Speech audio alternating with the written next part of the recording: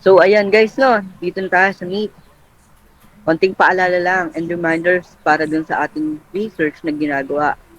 So, nagbigay na ako ng apps and websites na pwede nating gamitin para sa ating research. Nahati ko na rin yung gawain sa ating apat, no? So, ang gagawin nyo lang ay gumawa at ipasa sa akin before deadline. By the way, madami na rin akong ginagawa. So, gawin nyo na lang, okay ba?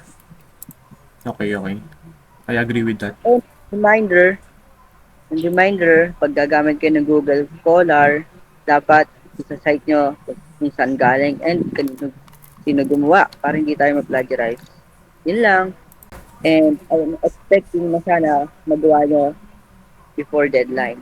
Okay ba? Okay. Kami ng Sige, bahala. may gagawin. Okay. Okay. Okay, sige. Ano ba naman yan? Ang dami kong gagawin. Hindi ko pa natatapos to.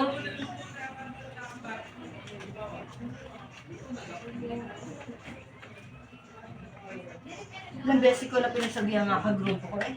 Hindi man lang ako tulungan. Ano nang gagawin ko?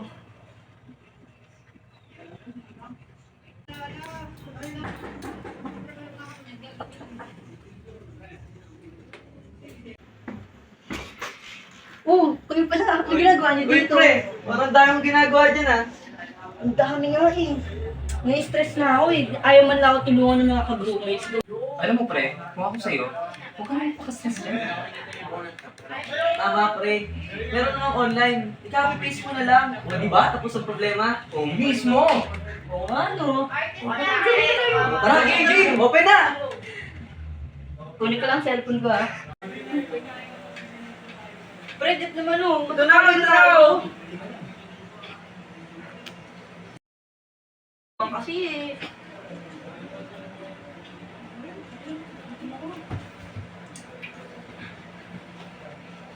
Pre, anong oras na nga pala? Uwi na ako. Ako rin. Sige, sige. Nice, G.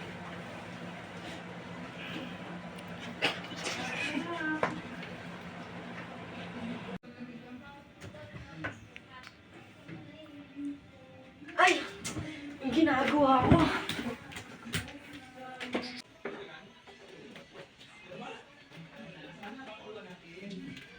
Okay na to? Hindi mo to babasahin ni ma'am eh. Importante matapos ko agad.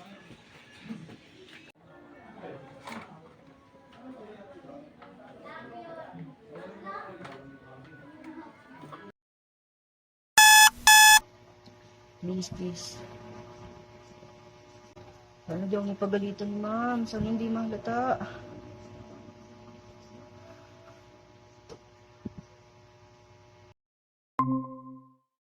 Good afternoon. Good afternoon po, ma'am. Good afternoon po. I would like to congratulate everyone nga pala dahil naipasa nyo yung mga outputs nyo on time at nakita ko naman na maayos yung mga pinasa nyo. Ganun pa man, may mga nabasa akong papers na mahalata mong kinuha lang sa internet. Sinabi ko naman sa inyo na binabasa ko yung mga pinapasa nyo. Alam kong alam nyo sa sarili nyo kung sino kayo. Mag-uusap tayo mamaya pagkatapos ng klase. Nahalata ata ni ma'am. Nahalata ata ni ma'am.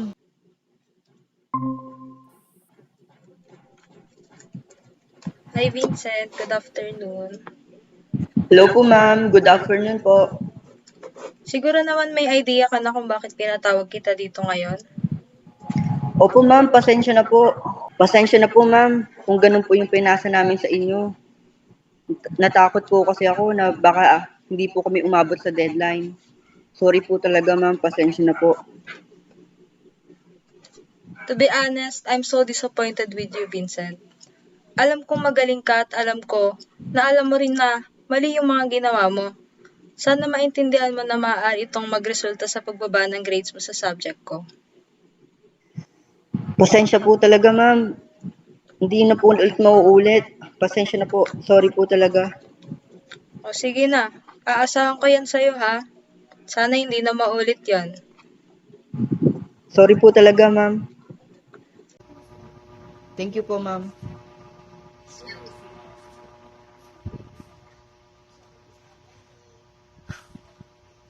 Ano ba ginawa ko?